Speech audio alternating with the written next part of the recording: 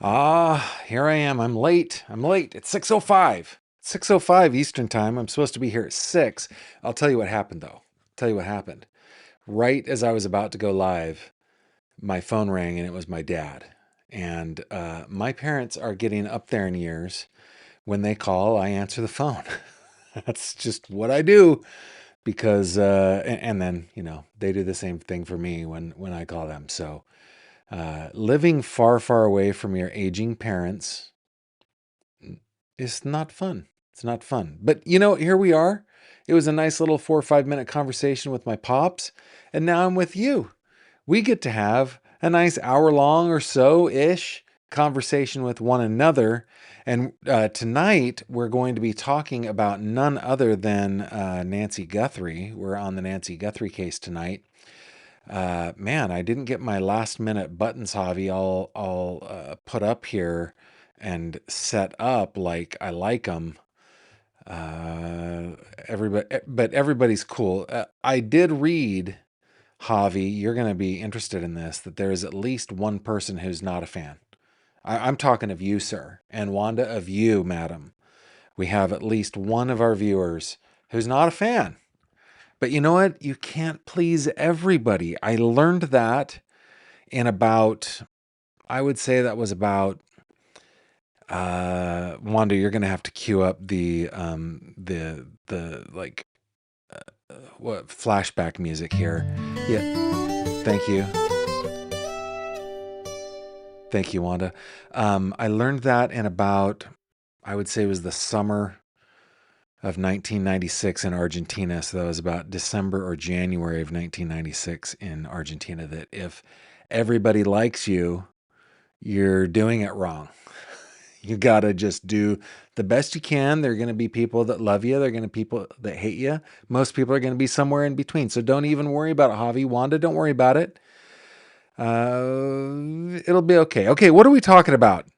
We're talking about Nancy Guthrie, the 84-year-old woman in the Catalina foothills area of Tucson, Arizona, who went missing on February 1st of this year of our Lord 2026. She happens to be the mother of today's show co-host Savannah Guthrie, which probably, I mean, let's be honest, it probably is the reason that this case kind of took off like wildfire. Though, I mean, it's so weird when there's a kidnapping of an elderly person, and it speaks to us, right? Hey, by the way, guys, look what I did. I fixed the lower thirds. Fixed the lower thirds. Um, so anyway, she has been missing since February 1st. People have been on the ground.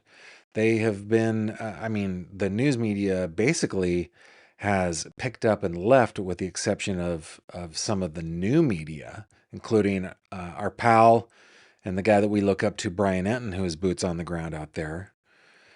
But anyway, that's the case that we're looking at. Man, I'm thrown off. I'm talking with my pops. It was a great conversation. Had a good time, but I'm a little bit thrown off. So we're gonna talk. Gavin, get your little agenda up. Get that little agenda up. So what are we going to do today? We're going to talk about a couple of new ransom notes have come in over the last couple of days. We've got Savannah Guthrie, who has returned to her post at the Today Show. We got some weirdness with Sheriff Nanos. Got some weirdness with Sheriff Nanos. This guy. I think I chose the worst photo of him ever, but being stopped in the airport with a loaded gun in his carry-on. And then there was a release of some information regarding a complaint that was made against him that we're going to talk about. We are going to talk 3 questions. We got a great 3-question segment, and we've got some true crime headlines. We're going to talk a little bit about Amy Hilliard, a Barry Morphew update, a Celeste Rivas Hernandez update, and we're going to continue trying on this little good news portion, right? Where we talk about, we talk about so much bad news. We want a little palate cleanser. We want a little bit of good news. So we've got a good news story to share with you guys. Stick with me. It's going to be a great show.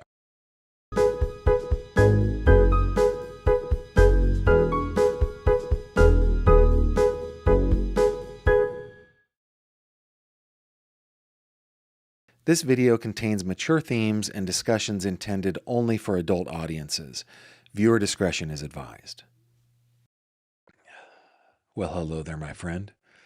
Welcome back to another true crime conversation with yours truly. My name is Gavin. What's yours? You can tell me in the live chat. Go for it. I'm glad that you're here. Glad you're tuning in, wherever you're tuning in from. For those of you that are new, I always notice that people that have been around for a while, they already check in where they're watching from. I love to know where you are watching from. So if you're new, go ahead and tell me where you're watching from. Bonus points if you can tell me in a creative way that I still understand.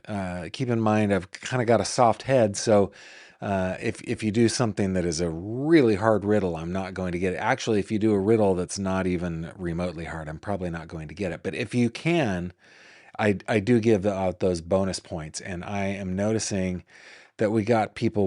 Where are we tuning in from so far? Let's see. Checking in, Jen St. Peter's checking in from the Pines Tree State. Pulling into Pine Tree. Is that Vermont? I don't know. I'm just going back to my musical theater knowledge.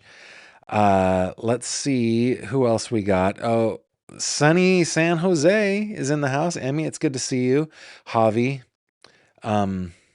it's Emmy. It's Emmy who's not your fan. Wanda, Emmy is not your fan. It's okay. It's okay. What else we got? We got Lake Erie and Cedar Point area in the house. We have got, Mooney saying that she loves you, Wanda and Javi. So that's good. Autumn thinks you guys are the coolest. So see, that's the thing. You win some, you lose some. That's just the way it is. North Carolina is here. Glad you're here. Sunny, cold, Erie, PA is in the house. Hey, Emmy, you don't have to be sorry. You can have your own, your own tastes. For sure, 100%. It's good. Wanda is impervious to sadness. She is the world's chipperest, most chipper musical director. And Javi, how do you feel? Javi's fine too. It's going to be okay. Everything's going to be okay. Copenhagen is in the house at midnight. Copenhagen, a city that I love and have visited multiple times.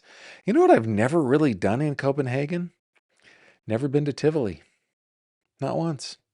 I was always there on business, but it's okay. It's okay. What else have we got? We have got hello from the Royal County in the land of saints and scholars. Wow. Wow.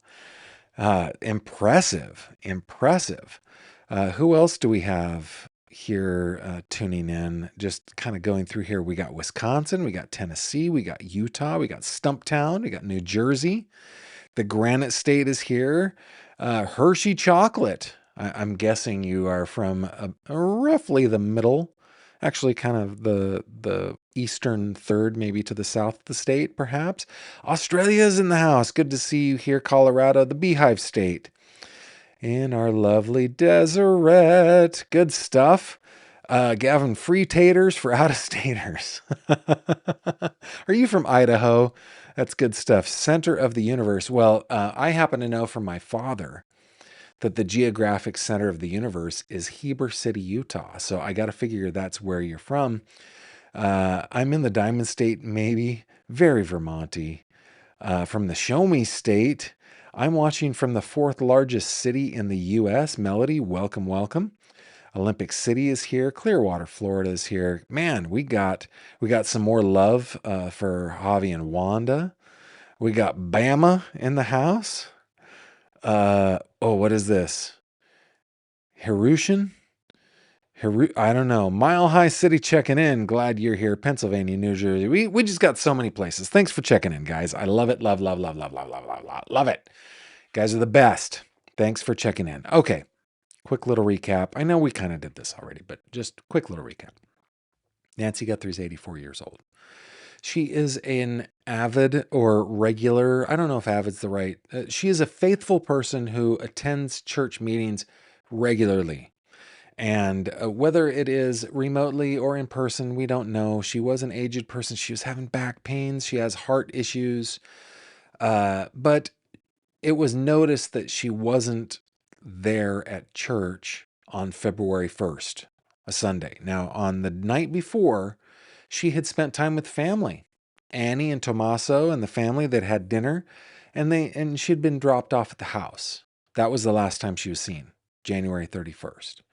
February 1st, she does not show up for church. Family comes to check in on her. She's not there. The family says, no, this is not a person who wanders off. She has a hard time checking the mail. This is a crime. And the police, now, there is some criticism that they didn't act quickly enough. There's criticism that they did not assign the right officers to it, that they had officers that were greenish, right, on this case in the beginning, or probably still to this day in the Pima County Sheriff's Office. But they eventually called it a crime scene. Now there's some weirdness here, guys, right? There's some weirdness. Like they reopened the crime scene, then they closed it, then they reopened it, then the FBI came in, they closed it, they reopened it. It's just been a cluster all the way around. And I mean, nevertheless, we have a missing 84-year-old, hopefully alive, but the chances of that are very, very, very low at this point. So sad. So sad. And we're even hearing that from Savannah Guthrie and so forth. But what has happened recently? Well, where should we start? I think, why don't we start with, I guess, the good news, right? And this happened yesterday. Of course, we were covering JLR yesterday. So, and if you're new to the channel, I hardly ever care about being first. I hardly ever do. As long as something is in the public attention, in the zeitgeist, we talk about it. But yesterday, Savannah Guthrie did return to the Today Show. So she missed all of February, all of March, and then just the first couple of days of April. It was the first Monday that she returned. What is this signal? Before we even read this article from today.com, written by Scott Stump and Maddie Ellis, does this signal that she has come to maybe the realization that life must go on? Or not the realization, I'm sure she realized that a little earlier, but like that, no, we have to continue living. And this is a moment, guys, that the families of victims most of the time come to. Sometimes it's quick, sometimes not so much.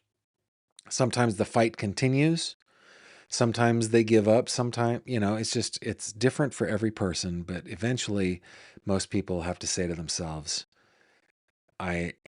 my daughter, my son, my wife, my mother, whomever is a victim, but I am going to continue.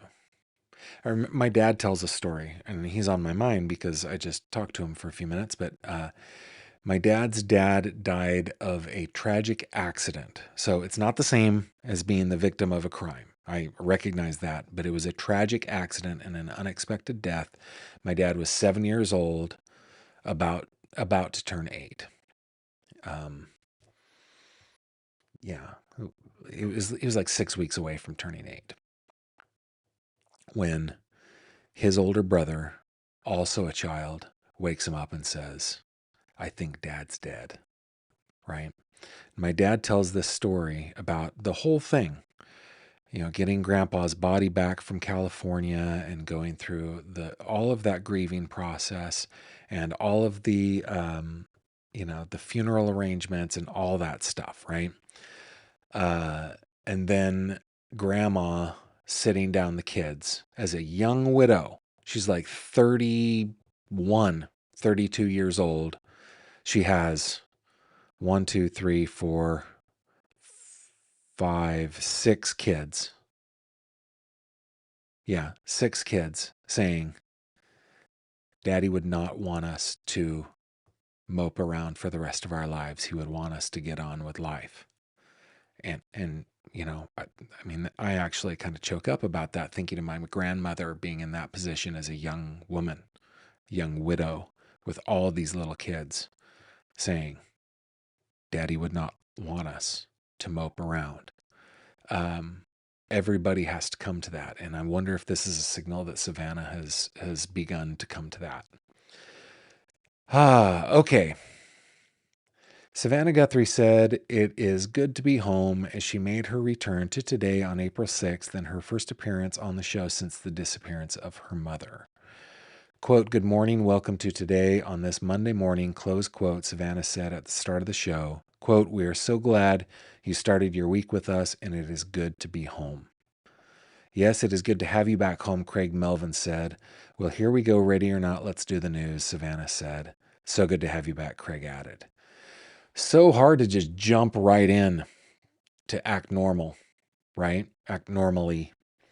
Savannah rejoined Craig for her first day back as co-anchor since January 30th, which was one day before her mother, Nancy Guthrie, was last seen at her home outside Tucson, Arizona.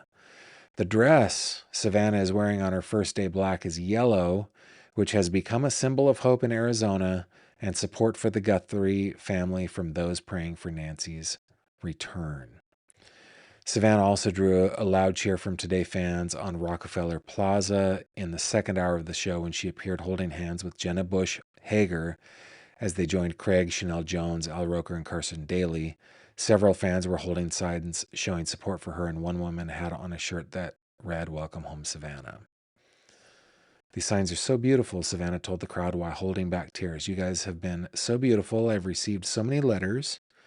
So much kindness to me and my whole family. We feel it. We feel your prayers. So thank you so much. Whew. A day earlier, Savannah delivered a heartfelt video message of hope on Easter for Good Shepherd New York Church. Quote, I see a bright vision of the day when heaven and earth pass away because they are one on earth as it is in heaven, Savannah said at the end of her message. When we celebrate today, this is what we celebrate, and I celebrate too. I still believe, and so I say with conviction, Happy Easter. So,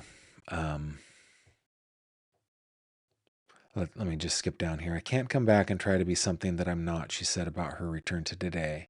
But I can't not come back because it's my family. I don't know if I can do it. I don't know if I'll belong anymore, but I would like to try. I would like to try. So, yeah, welcome back, Savannah. I know that you start your day with a lot of people. A lot of people start their day with you and the rest of your team there Today. And I would say that at least my prayers are with you. I'm hoping that there is a happy resolution to this disappearance, and that if there's not, that you and your family will find blessings in your grief. It's tough. What do you guys think? What do you guys think? Let's go over to your comments. And let me refresh, see if anybody has said anything. Kirsten is joining us from Maricopa, Arizona, about 2 hours from Tucson. Daniel says, that's so hard as kids. My grandfather was killed in a truck train accident. My mom was 11 with 2 younger siblings. Yeah, that's the way my grandfather died in a long-haul trucking accident. And in the 50s, he was a long-haul trucker. Yeah, Reuter says, lost my dad at 19. My brother was 18. Devastated us. My mom never got over it. Yeah, it's tough. It's tough. Casey Daking, any new updates? We do have an update. We do have an update, and we're going to check it out. Give us just a second. Oops. I couldn't even imagine, says No Drama B. No Drama B, you are my kind of gal. I couldn't even imagine how hard this is not knowing where my mom is and if she is alive or not. It is tough. For example, for sure, 100%.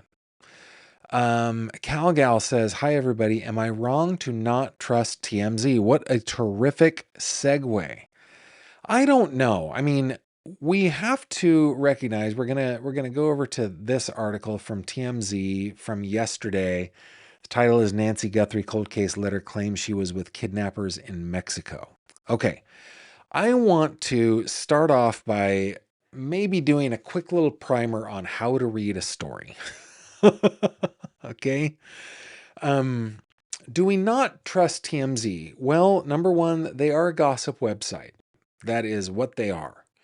In fact, if I were a smarter man, I would have started a gossip YouTube channel, because gossip sites, man, they get the traction.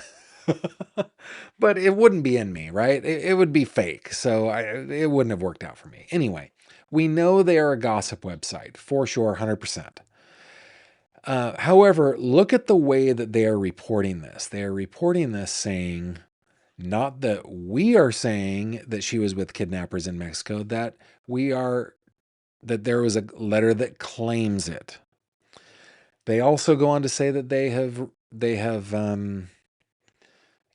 sent it into the FBI.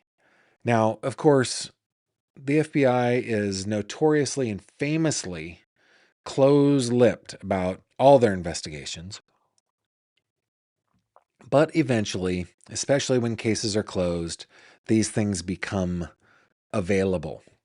So we could potentially find out if TMZ is full of crap and not sending things off to the FBI, which sets up an incentive structure for them to be honest about this stuff. So do we trust them? I think that we do so skeptically. Okay?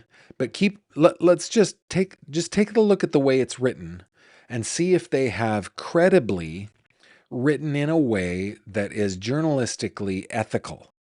Have they attributed facts or opinions that they are reporting? And are those attributions public or private, right? Are they anonymous or not? And these are all things that we can take into consideration. Here we go. There are a couple of new notes in the Nancy Guthrie cold case, both from the same person offering information on the kidnapper, but for the first time, they're revealing an exact location and claiming they saw her in Mexico. This is what we call a lead. It is a summary of the entire article. Attributions typically don't have to be in a lead. So this is written pretty well. So far, TMZ, now we are into the nut graph, everybody. TMZ received the first new note Monday morning, the same day Savannah Guthrie made her return to today, and it's from the person who has been offering to rat out the kidnappers for nearly 2 months. They say their demand for 1 Bitcoin to deliver them on a silver platter still stands. That "deliver them on a silver platter" is in quotes. Now, this uses what's kind of pejorative language, right? So this paragraph I do not think is written in a journalistically ethical way by using the term "rat out," right? That is a gossipy way to say that. However, they do attribute it. They attribute that they've got a note from the same person that has been in touch with them before. This gives us at least information, if we trust it, that the FBI has not caught this person so far. But using the term "rat out," it's a characterization that they don't need to put in there. So, I would say demerits on this paragraph. Shortly after, continues the article, shortly after we talked about the first note on TMZ Live, the person sent a second letter saying, quote, "I saw her alive with them in the state of Sonora, Mexico." And then they say, Sonora is a large Mexican state bordering Arizona and parts of New Mexico. Nancy was abducted from her home in Tucson, Arizona, about 70 miles from the border on February 1. Those two paragraphs are written pretty well. Let's real quick, by the way, just take a look at Sonora. It is a large state. Most people don't know that the country of Mexico is named the United States of Mexico. Los Estados Unidos de Mexico, right? So Sonora is a state. It goes from basically the corner of where California and and Arizona meet, kind of that corner. So technically, I guess it touches California, all of Arizona, and a little bit of New Mexico, and it covers all of this territory. And if you think about it, like if I zoom out, right, that is a state about the size, it's smaller. Maybe let's call that half the size of Arizona, which is a large place. We don't know where in Sonora this person reports to have seen her, or she was allegedly seen. We don't know if it's true that she is in Sonora. All we know for sure is that TMZ is reporting that someone said that. And so far, with the exception of the one demerit, or I guess I would take two demerits on that nut graph, it does seem to be written properly so far. However, the sender is not suggesting Nancy is still alive. In the first note, they say she is dead, and that is in quotes. We sent the first note to the FBI, but it seems the feds aren't convinced it's legit, at least based on the fact there's been no deposit into the related Bitcoin address, the same account they created back in February. Demerits on this paragraph, okay? Because they are coming to a conclusion for their audience rather than letting their audience come to their own conclusions. They could simply report there has been no deposit in the related Bitcoin address. Instead, they say, oh, the feds don't think it's legit. So they are drawing conclusions for their audience. Demerits there. Continuing the article, the person who sent now by the way, they're not required as a gossip website to write in AP format. You know, they're not. We don't hold them up to journalistic ethics, right? We expect them to behave this way, but I'm just going through this exercise because I think it's an interesting exercise and one that we all should do.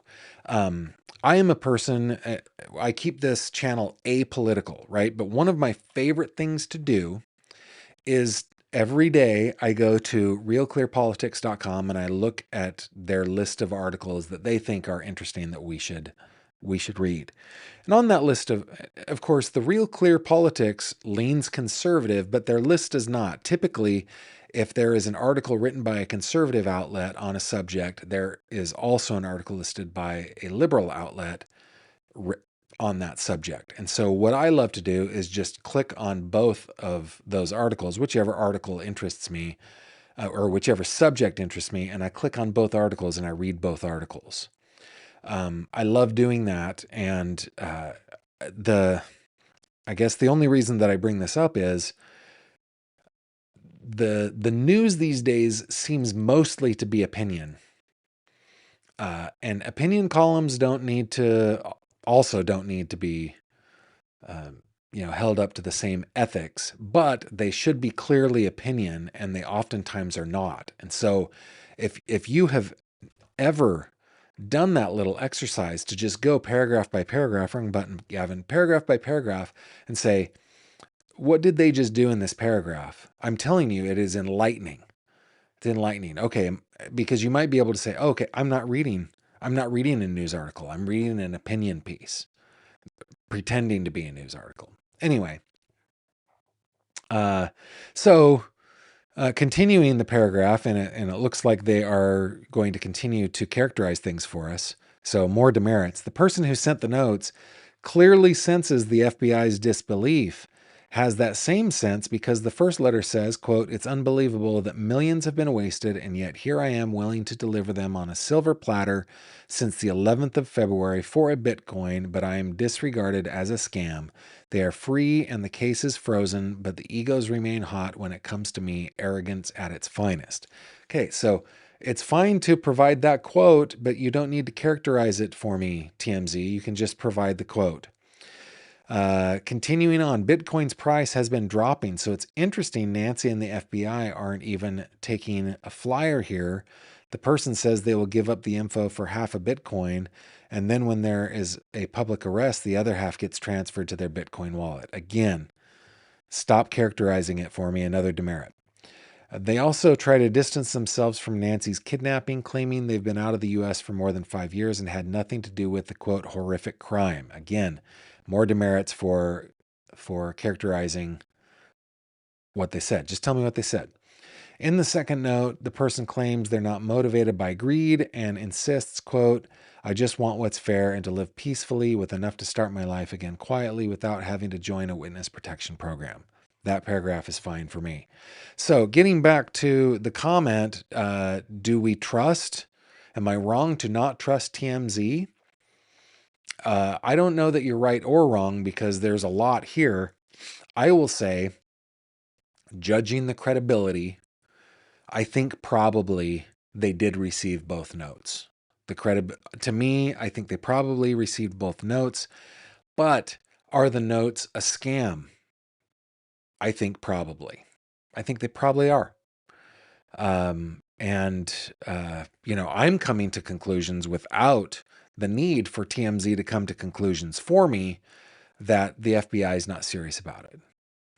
So that's what I think. And CalGal, thank you very, very much for that comment. That was a terrific comment. Let's check in with what others are saying. Let me refresh here just a little bit. Let's see. Sensei Wackadoodle. It's good to see you, Sensei Wackadoodle. Gavin, whenever I see gossip sites magazines, it always makes me think of the movie Manhunter. The gossip reporter used provocative language and became a target of the Tooth Fairy, SK. Yeah. That's have you seen, what is the movie where Danny DeVito, hold on. It had Kim Basinger, LA Confidential, where Danny DeVito was the little journalist who had the Hush Hush magazine in the 30s in Los Angeles, right? And he covered crime and everything.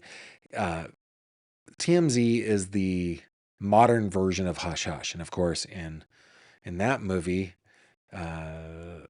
DeVito, his character was snuffed. He was snuffed out. And I wonder if Mr. Harvey Levin, with all of his many millions, recognizes what danger he's in by working like this. I hope he's not in danger, but I think he probably is. Let's see. Dawn checks in with Gateway to the San Juan Islands. Thank you very much. Patty from the land of Lincoln. Robert says, is this supposed place she's at in Tucson? No, it is in Sonora, but we don't know where in Sonora. It could be hundreds of miles away. That is what TMZ is reporting anyway. Indie Girl says TMZ is the same as the Inquirer, the Timu version of news. Yeah, and that's why we do have to be careful, right? I mean, I think it's irresponsible for me to not report that this is happening, especially on this case. I think we need to talk about it, but our eyes need to be open to what it is that we are reading, and that's why I'm so grateful for that first comment from CalGal. Like, hey, let's go through this and be very careful and diligent and purposeful in how we read it. Wait a minute. What? Love the Cape CC says JLR wrote to TMZ according to JLR's ex-girlfriend. Ooh. KC Daking says, I heard the ransom letters were a distraction. Is that true? I think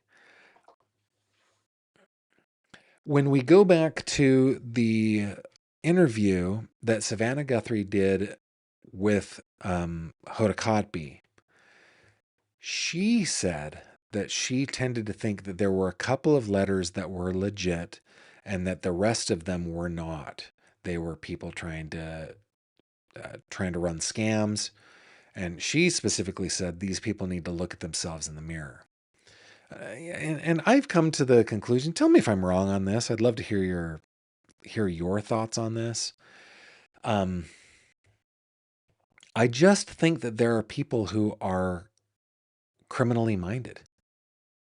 I think there are people that are just criminally minded, and they are, I think there are some that are driven to crime out of necessity or perceived necessity. I think that that is true. Again, talking about my dad, um, he tells a story of when he and my mom were a young married couple and they had their first baby and they were scraping, trying to make ends meet. He was a airman and not making enough money, that he went, I can't remember if it was like the PX or he went to a grocery store fully intending to put a jar of baby food in his pocket and walk out.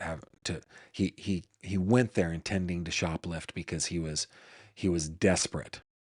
Now, the story also goes that he just couldn't do it, right? Because he's not criminally minded. But I do think that there are people that are driven to crime out of necessity, maybe out of addiction or something like that. But then I think there are people that are just criminally minded and they see a situation like this one. They see a sad family. They see grieving rich people, and all they see are dollar signs, cha-ching, cha-ching, cha-ching, and they have no scruples, and they will do whatever it takes to try to get money out of those people. I think those people exist. So yeah, I think that many of the ransom letters, and I think probably including this one, or these two that we just talked about from TMZ, are a distraction. I don't know that they're a purposeful distraction. I don't think it's like, because, well, actually, Robin sent me a great list. Oh, what? I just clicked on the wrong one. Let's see. Robin sent me a great list in our Slack channel. Here's what Robin had to say. Here's some reasons for writing false ransom notes. Deflecting suspicion or staging. In cases where the perpetrator is known to the victim, such as in the JonBenet Ramsey case, a note is created to make it appear that an outside kidnapper was involved. I guess allegedly. I should put allegedly on that one. So deflecting suspicion is number one from Robin. Number two, throwing off the investigation. And by the way, thank you, Robin, for this. Guys, my mods are incredible, right?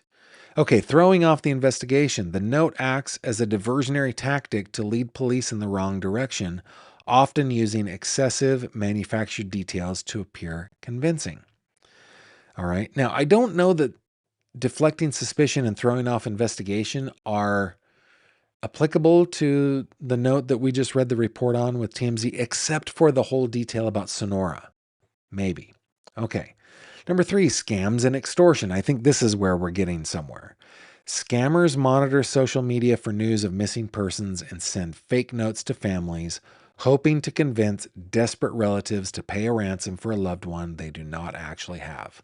I think that's what's probably going on here with Nancy.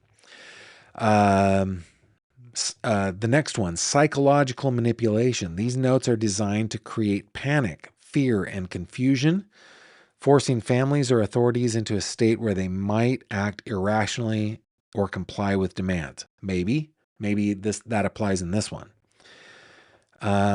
Next one, fabricating credibility, also known as cybercrime.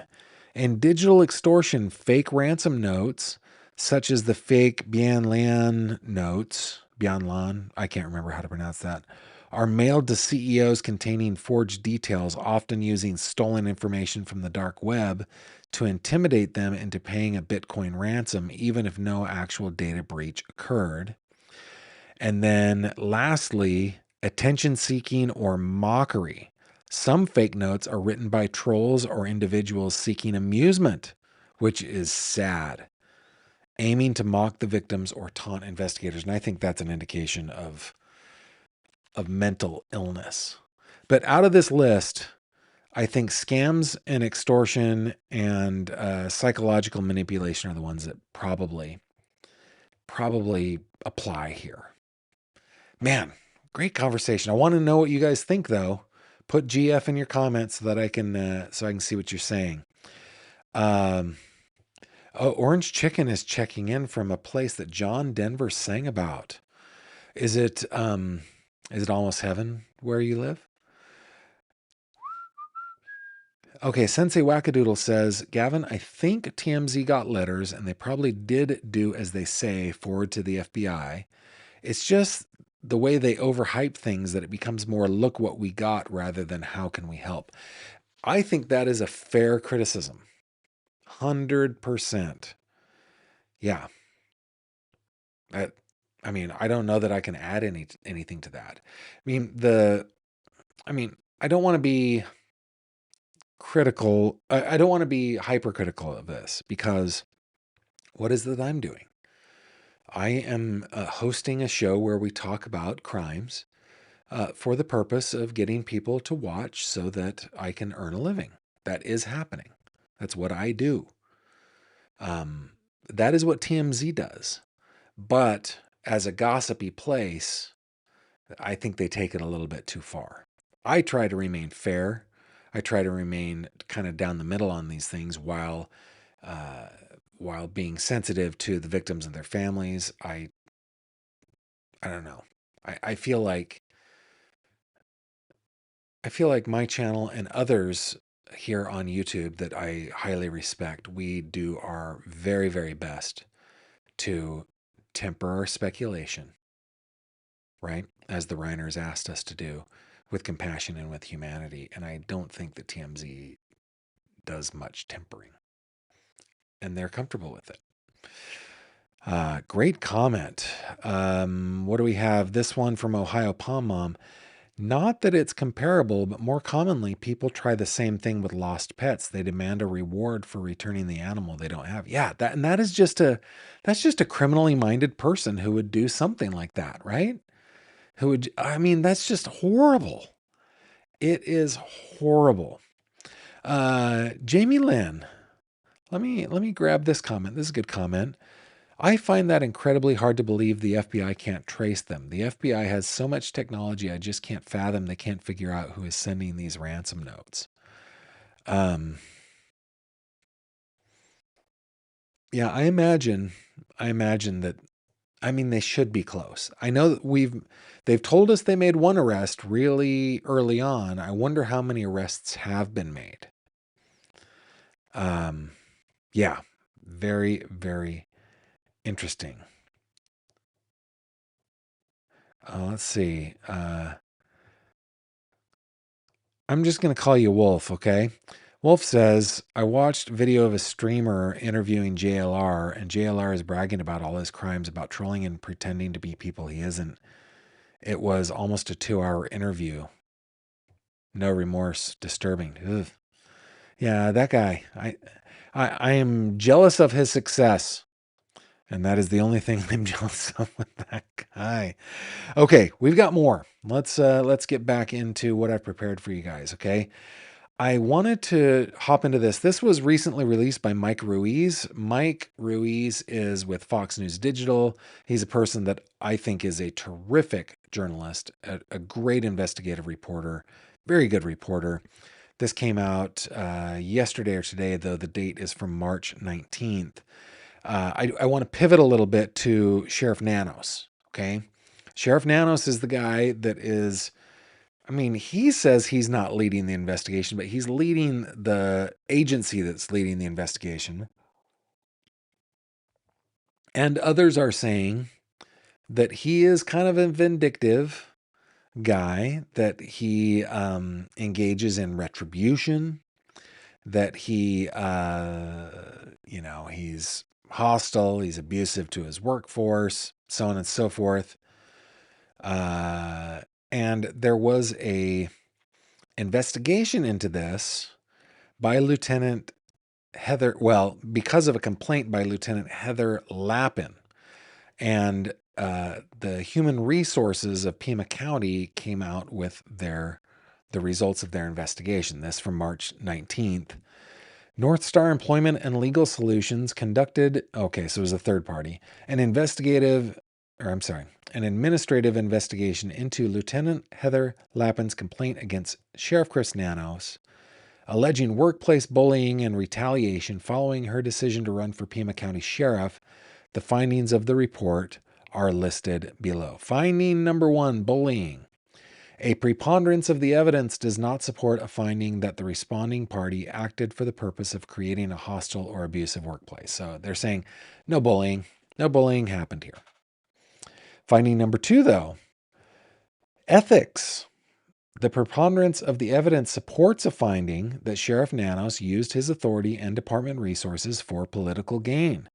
The evidence includes considering Lieutenant Lappin's political campaign in investigation and disciplinary decision-making, culminating in issuing a press release that included information obtained in his capacity as sheriff. So he crossed an ethical boundary for political gain, according to this. And then finding number 3, the code of conduct. A preponderance of the evidence supports a finding that Sheriff Nanos violated applicable code of conduct rules by including confidential information in a press release about the reasons he placed Lieutenant Lappin on paid administrative leave for political gain. He did not maintain rules about courtesy and civility. So the sheriff's actions, they say, were found to be inconsistent with the listed policies. However, the sheriff is not subject to these policies as an elected official. Wow. So he's not an employee of the county. He's an elected employee of the county. And so these don't apply to him. But the New York Post describes him as embattled. I think that's a fair assessment. He is embattled. I think that he's going to have a hard time being reelected. And I'm curious about the recall effort. We'll see what happens there. Okie dokie. Next thing I wanted to bring up about Sheriff Guthrie, this from Wonderwall.com.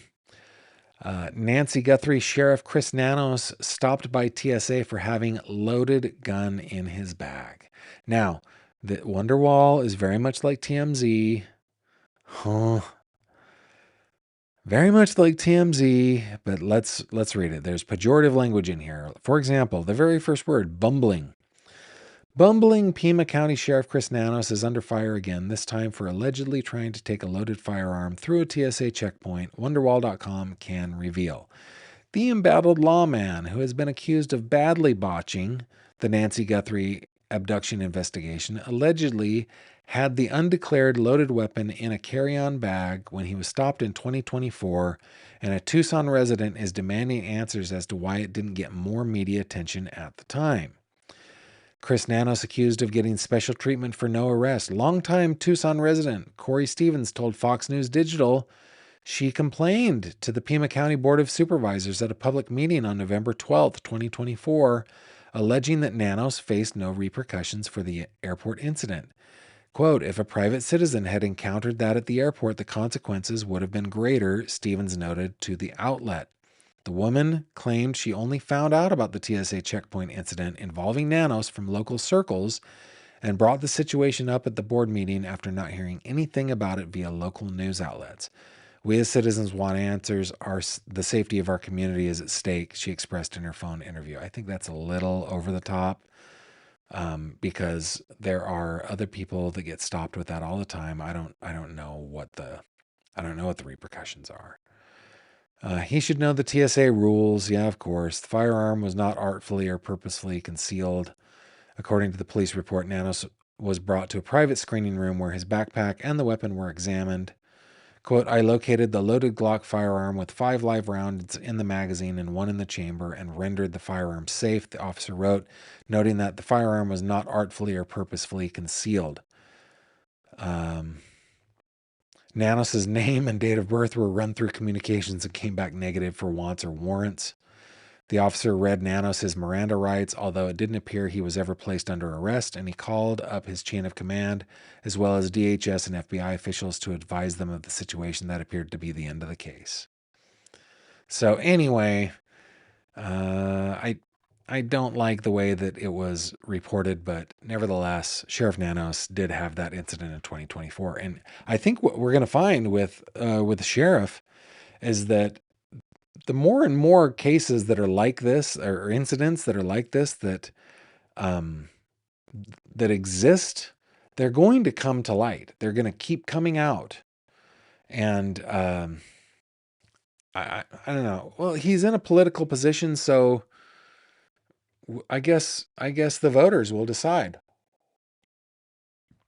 The voters will be the jury on this. Is he a bumbling sheriff? Is he a bad sheriff? We all have our opinions. I'm sure you guys can share yours in the comments. But yeah, I don't know. I don't know about this. Let's get to your comments here real quick. Let's see. From Sensei Wackadoodle, thank you very much for the super chat, Sensei. Gavin, you're not and never have been a gutter reporter. You always report with dignity and consideration. That's what makes you a reputable source. Well, thank you. I do my very best. I do have to say that working as a reporter for the last however many years, not very many, it's like 4 years, 3 years, 4 years, something like that. I have had to learn through the editorial process what I can and can't do. and I've come to find comfort in reporting the right way, right? I have to say, in the beginning, even here on YouTube, I put myself in dangerous situations by reporting as fact things that I only thought to be fact. I couldn't prove were fact. So yeah, I used to take shortcuts as well. I'm really grateful for my day job who pulled me back. Emmy, what hearing was today? Tell me what that was. I'm not sure what that was. See if anybody else has. No Drama says, agree, Sheriff lied in his interviews. He needs to go. Average Normal Adult says, I have my Arizona CCW. The lady is hyperbolic, and I don't even like Nanos. I think he's corrupt. Yeah, I think if I went through TSA and I had my CCW and I forgot that my gun was in my backpack or whatever, yes, there would be an issue. Would there be an arrest? I don't think so. I mean, I've seen too many stories where this has happened. I don't know anybody firsthand, but yeah. Emmy. Oh, it's about the Pima County Board of Supervisors. There's a hearing with the Board of Supervisors. Thank you. Appreciate that. Okie dokie. What do I have for you next? I think that's all we have on the Nancy Guthrie case. Of course, we will keep us updated on this. Now, I made a mistake yesterday, everybody, that I need to make right. Okay. I have 2 segments to finish out my show. I have my 3 questions segment and I have my headline segment. And I do my 3 questions segment first because I want, while I'm doing headlines, for you guys to be able to respond to the 3 questions yourself.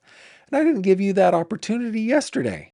So we are going to be sure to do that today. Don't let me, Javi, don't let me end prematurely, okay? Don't let me finish the live stream prematurely.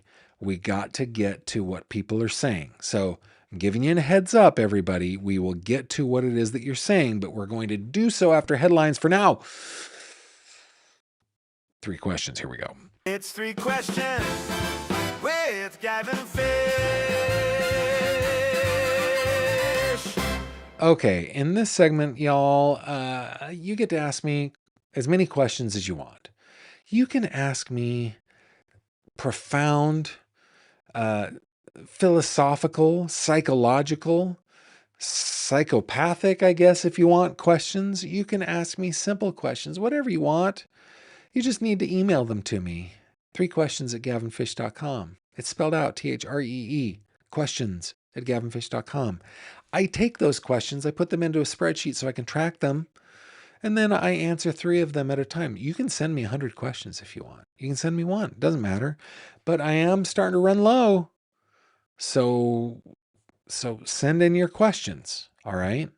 And I will answer them to the best of my ability. No dodges. The only thing that I get to do is I get to choose the order in which I answer them. That's the deal. All right, question number 1. comes from Debbie. How has being a reporter changed from when you first began to work in the field in comparison to today? Okay, well, Debbie, there might be this misconception that I have been a reporter, that I went to J school 30 years ago and I've been a reporter my whole career. I have not. I have been a local news reporter for like 3 or 4 years. Uh, this is maybe the third thing that I've done in my career. I'll give you the rundown, okay? First, I tried college. I hated college. I just hated college. And you know what was funny is I was good at school. I got good grades in school, but I hated college. I hated that for some reason I had to take 2 years of classes that I just took in high school. Why do I have to do this? Right. And I just got down on it. I didn't want to do it. So I dropped out of college. And I knew that I wanted to do something in technology. While I had been out of the country, the Windows 95 and internet revolution had taken place. And when I got back to the United States, there was all this new technology, and I really felt like I wanted to get into that. And so I tried to go to a private school to learn everything new. Couldn't afford it. So the next best thing that I could find was a company that where I could work for them full time and they would train me. So I went to work for Packard Bell NEC. It later became NEC Computers. Uh, I think later it became, what was the French company that was part of that? Give me a second. Doesn't matter. Doesn't matter. So I went to work for Packard Bell NEC, and they had what was called Packard Bell University, and they sent me to all sorts of different classes to get different certifications from Novell and Microsoft and other certifying companies, right? And I worked in technology for about the first 10 years of my career. About 10 years in, I was working as a web developer for a high-end audio company, and I kind of worked my way up. I worked for them for a total of 8 years in two different stretches, but I worked my way up to a director of sales position. And then I went off to another manufacturer of high-end audio gear. I was there for 4 years. Then I went to another manufacturer of high-end audio gear. I went there for 2 years. And then I went off on my own. And then COVID happened and all of my clientele dried up. And that's when I started my YouTube channel. I started it with my friend Rick. It was called Solve Crimes with Rick and Gavin. And then I went out on my own about a year after that. So along the way, I was already a YouTuber when I reached out to the local publications and said, or asked them if they would like to have a crime columnist, somebody who just every once in a while would submit a column. One of them passed completely, like, no, you didn't go to J school, you didn't go to college, I don't have time to teach you to write in the AP format and all this stuff. And I was like, I don't want to be a reporter. I want to be a columnist. The other one was like, I don't know about a column, Gavin, but we need reporters and I can teach you how to report. And I went, great. So I needed a job. And that company is called EYT Media. EYT reports in Clarion, Jefferson, Venango counties of Western Pennsylvania. So basically northwestern Pennsylvania. It doesn't go up into Erie County. But anyway, those three counties. And I have learned on the job. In the meantime, I've done my technological stuff. I've redeveloped their websites. I've done, that sort of stuff. But anyway, so how has being a reporter changed from when I first began to work in the field in comparison to today? I would say I have changed. I have gone from, I have no idea what I'm doing. I will submit an article based on what you asked me to do. And then my editor gave me my article back with so much red ink and help, right? So it used to be that when I submitted something, it would take weeks, not like many weeks, but week and a half or 2 weeks for that thing to be published. Now, I'm writing features mostly. When I submit my feature, yeah, there will be some editorial done to it, but it's always just very basic stuff. Yeah, I want a comma here, I don't want it there, that sort of stuff. And hey, Gavin, I wanted to let you know that I added a link in this attribution, that kind of stuff. I have grown, and I am deeply, deeply grateful to Jake and Joanne, who are my editors over at EYT Media, for bringing me along and training me and teaching me how to do things responsibly. It's been it's been an education, and now, guys, I'm looking at writing a book. I've got I've got an offer from a publisher that I need to have my lawyer respond to. But yeah, now I'm like moving into real writing, like writing, and it's fun. It's really a lot of fun. So I think that I am the one who has changed since I first began to work in the industry. Um, there have been other changes, like the old guard, especially in rural areas where I live.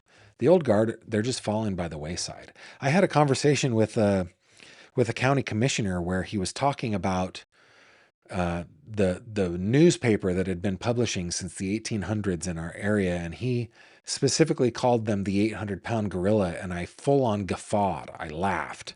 It's like 800-pound gorilla.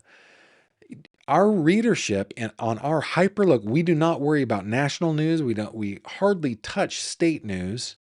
We do hyper local news because for the big stuff, you can go to the Washington Post, you can go to the New York Times, you can go anywhere, right? But hyper local is where it's at. And like I laughed in his face, and I actually had to apologize. I'm so sorry. I hope I didn't spit. They are not the 800-pound gorilla. They are the dying silverback that can barely move. We are the 800-pound gorilla. So that has changed. The other thing that has changed is award categories for things like the Pulitzer Prize and other like regional prizes like that have started to really recognize hyper local news organizations like mine, which I think is really good for especially in rural places. I think it's pretty awesome. Okay, I beat that horse into submission. Okay, from Diane G. Question number 2. What is the most difficult period in your life and how did you deal with it? I should have prepared an answer for this one. Guys, maybe you can tell me your thoughts on this one. I like this question. Um, when I went to work for that high-end audio company as their web developer, and I was there for 4 years, and then I was gone for a few years, and then I went back for 4 years. Those few years that I was gone, Kimberly and I moved to Reno, Nevada, and started I should say the first 4 years that I worked for that company, I was consulting. I had my own consulting business.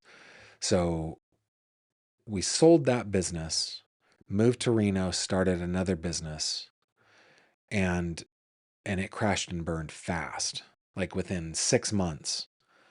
And we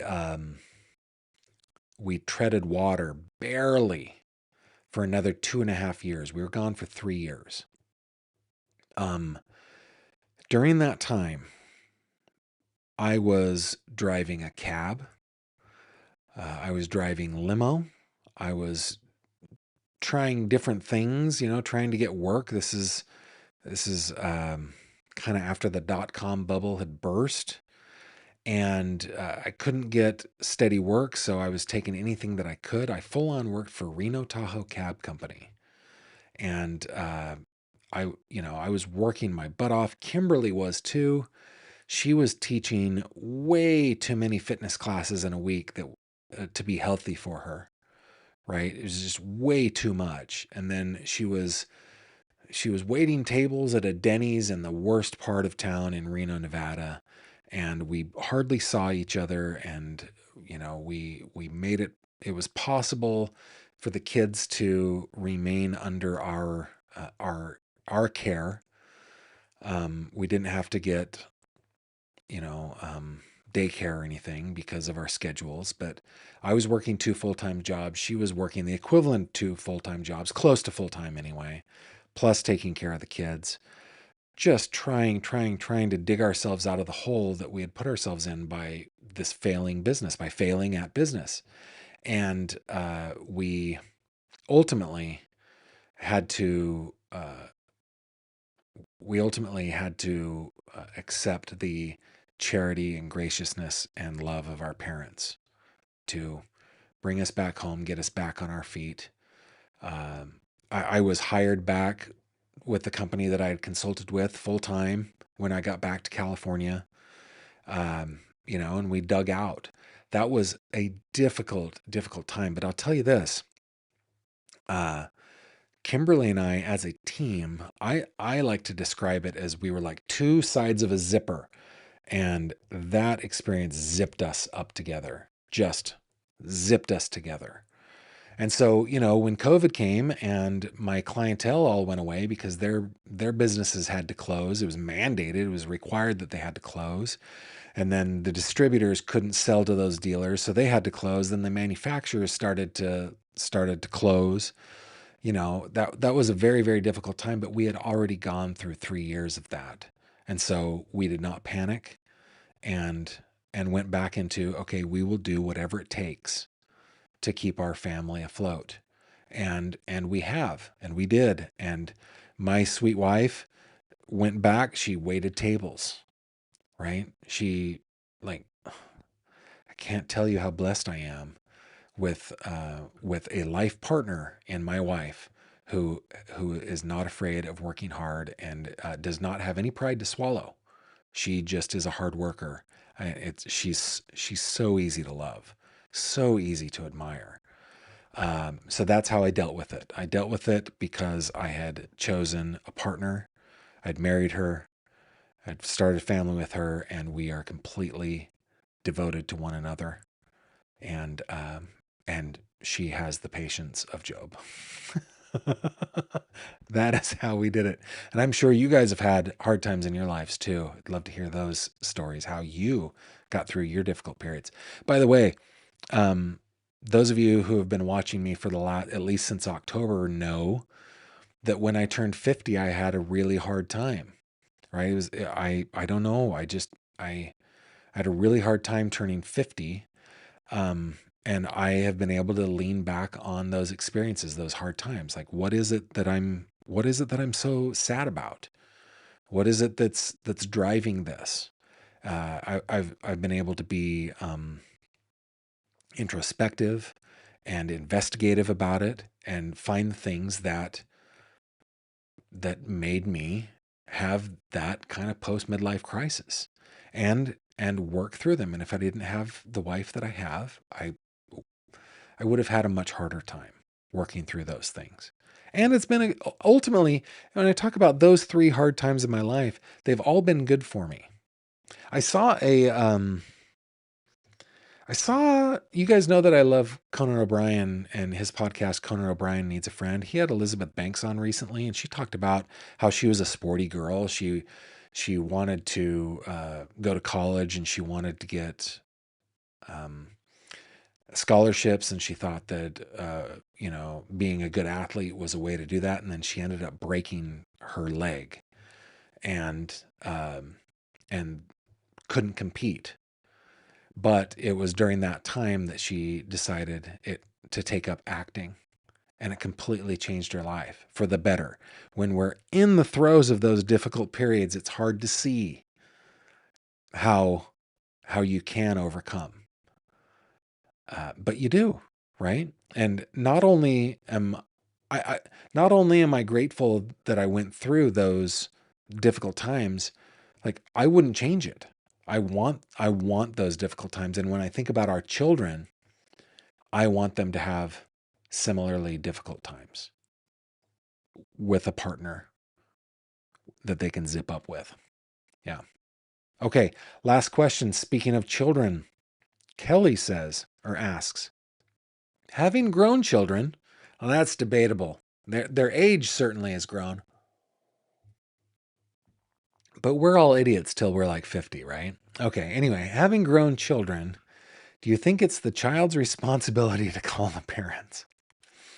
Kelly, I think that if you want to talk to your kids, you should call them.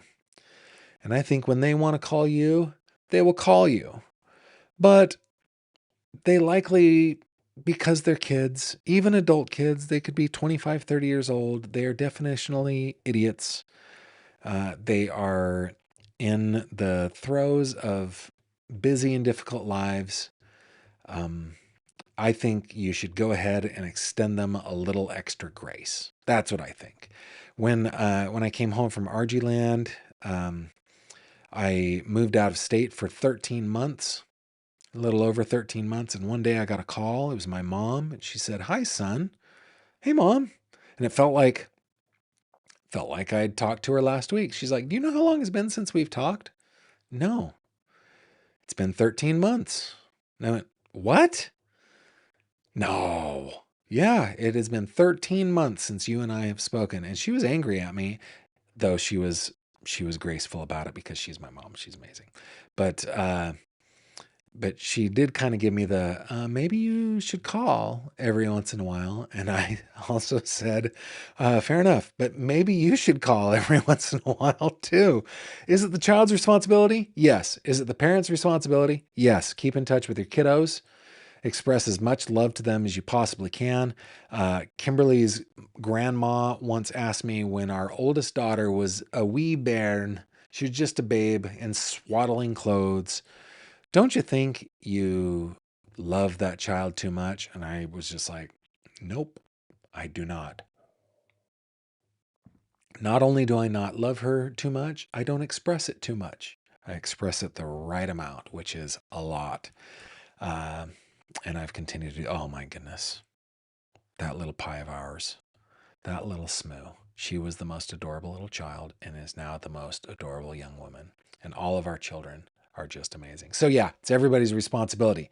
Now, I want to hear your answers to these three questions in the comments. You guys have been pretty light on comments today. If I'm going to offer just a little criticism, you've been light on comments today. Put GF in your comments, and while you are commenting, I will move on to some headlines. Here we go.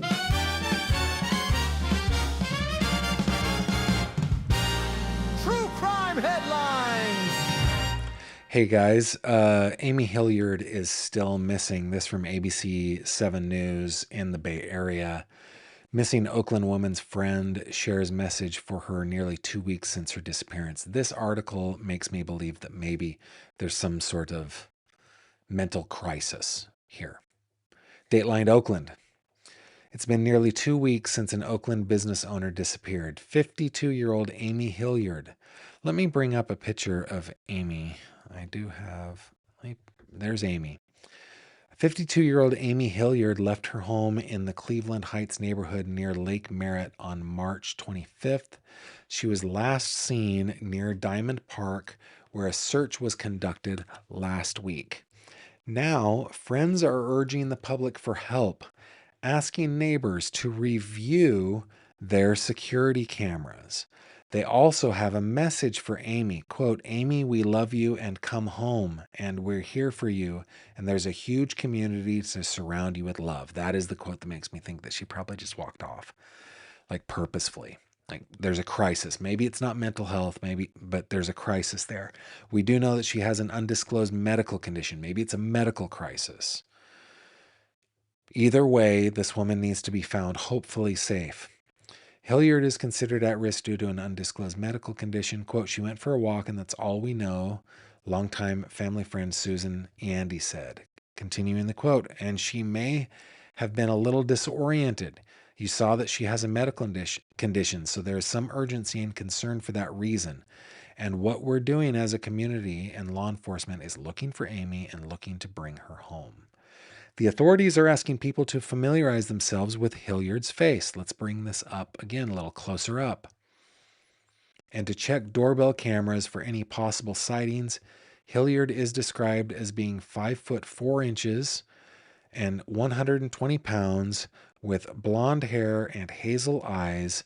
She was last seen, there's a better picture so you can see what her body looks like. She was last seen wearing tan colored top and tan pants. I think they changed that to a white top. But anyway, please, please, please, if you have seen Amy Hilliard, call 510-591-4857 or the Oakland Police Department at 510-238-3641.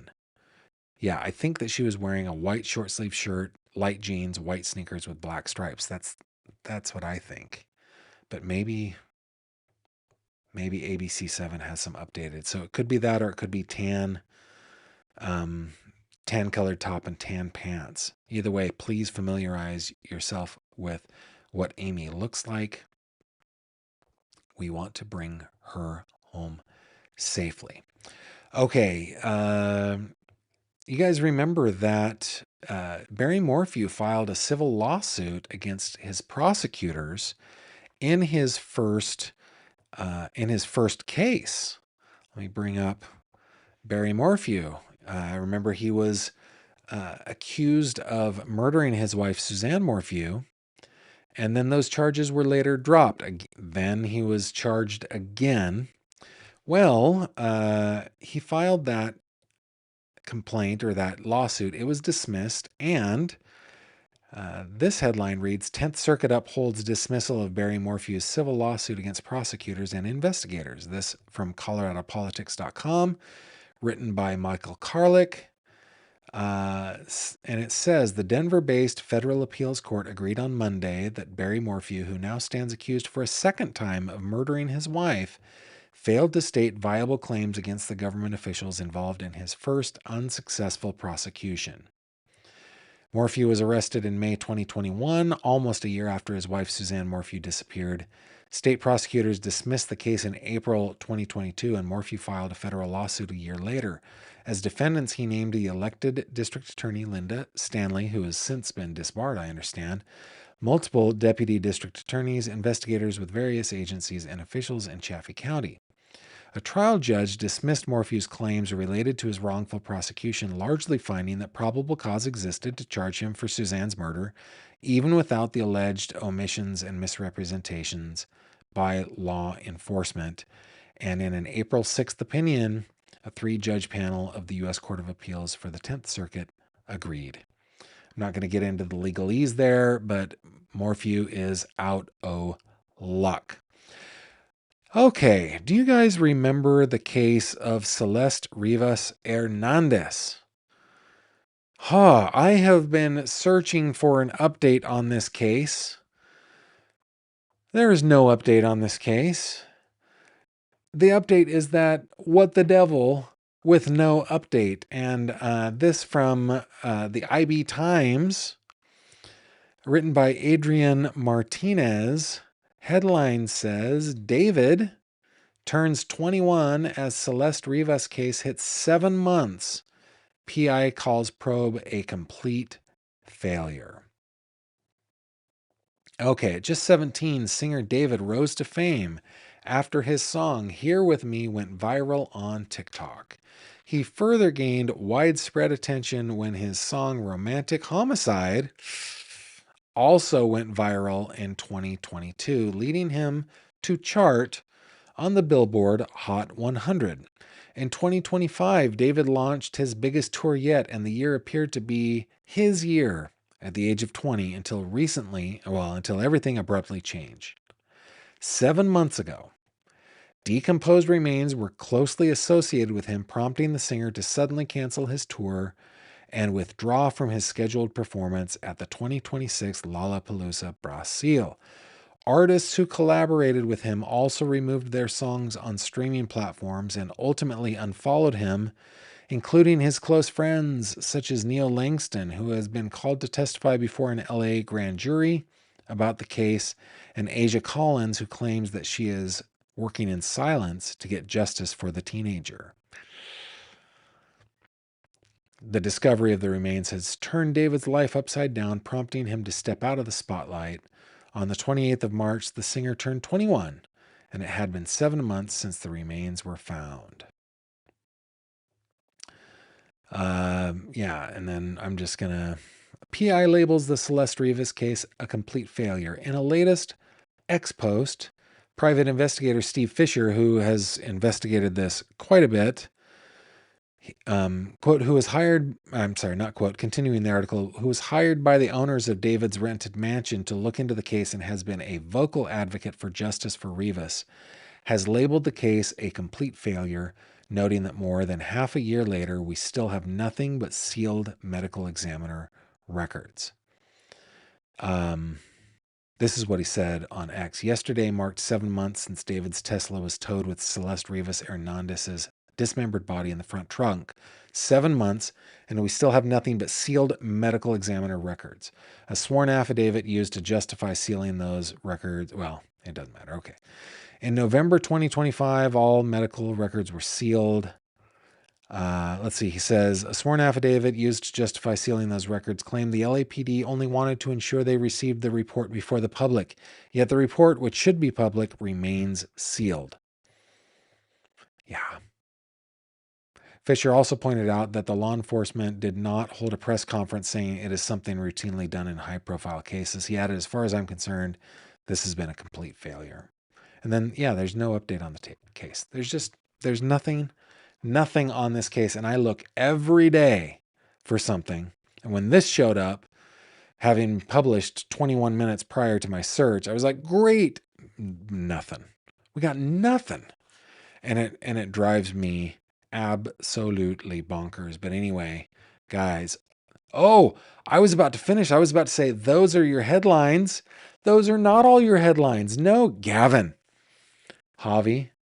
No, I asked you to let me know or not let me end without getting people's comments, right? Okay, I should have asked you to remind me about this. No, we have good news. We have good news of the day. And this is fun for a kiddo who grew up at the end of the Cold War with a dad who worked in aerospace, working for defense contractors in their propulsion systems and missile technology and everything.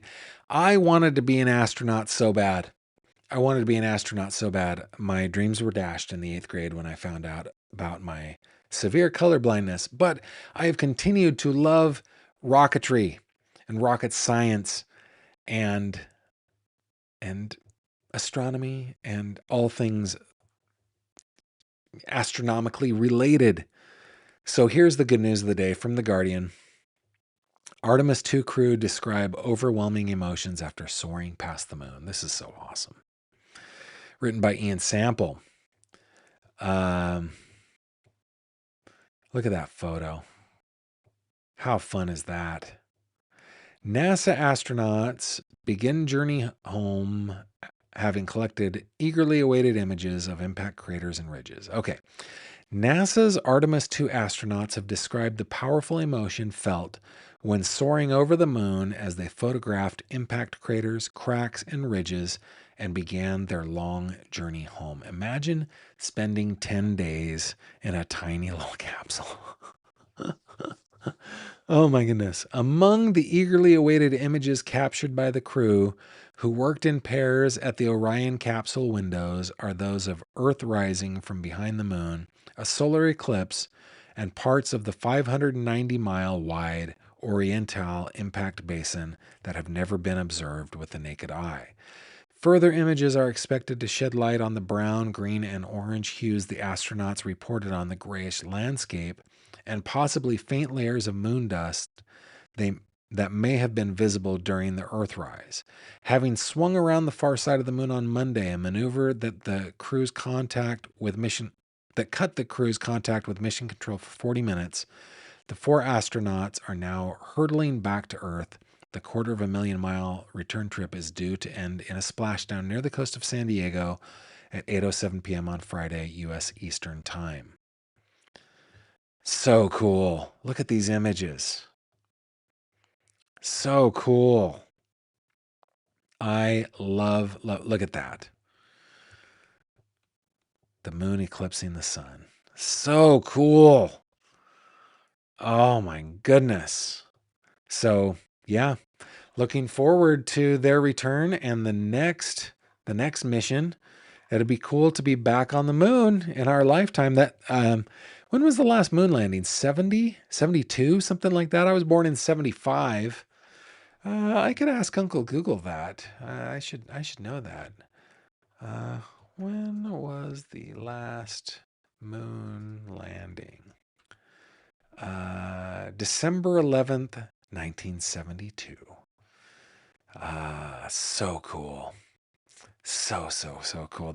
Those are your good news. Now, don't let me forget, we want to get to your comments, but we got to do the outro music. Got to get that. True crime headlines. Okie dokie. Let's get to your comments down here. Here we go. Orange Chicken says, Gavin, you have integrity. Love you. Well, thank you. I appreciate that. Hope says, I see no Javi in the reflection of your glasses. Are you implying something? Are you implying that? Well, Javi is behind a. I don't understand how reflection works. Hope I don't get it. I don't get it. I do know that if I turn off these lights, you will get more of a reflection of the computer. But when I look at Javi, yeah, I'm looking at Javi. Do you see him? No, you just see the ring light. And when I look at Wanda, I don't pretend to know the mysteries of how light works. As an amateur but very good photographer, I have no idea how that works. I don't know. I don't know. Javi, they are implying you, and Wanda, they're implying that you are not real. How dare they? All right. Let's see.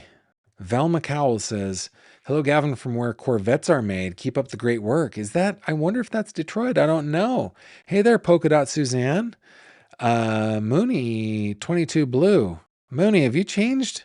Oh, anyway, that is huge. Congrats on the book. Yeah, I've got the offer. That's pretty cool. Archangel says, really happy that you are writing. Thank you very much. Sensei Wackadoodle, don't get any weird ghostwriter like that children's book you read us the other week.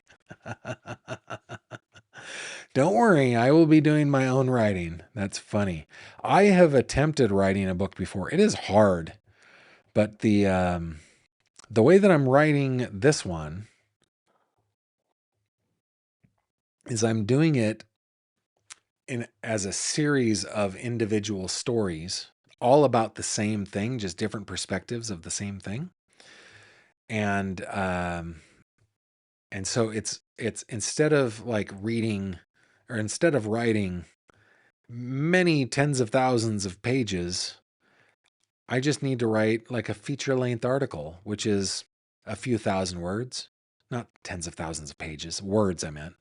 A feature article is a few thousand words, and I just need to do that, 20 times. It's way easy, way easier than what I've done before.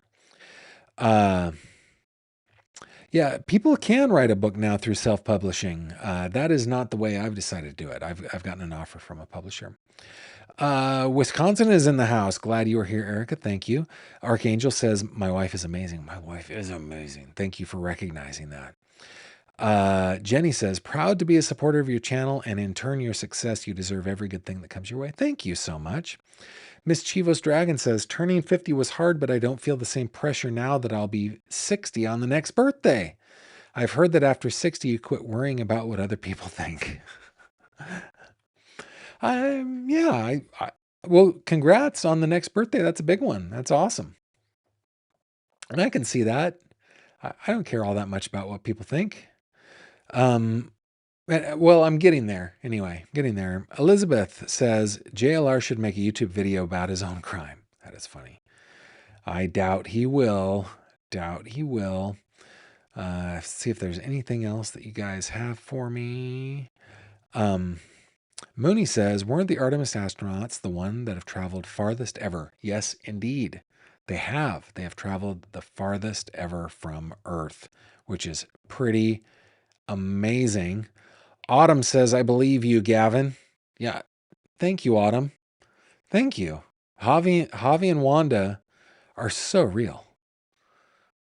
They're really awesome. They're that. And No Drama says, I'm even older than you, Gavin. That's not possible. I am older than dirt.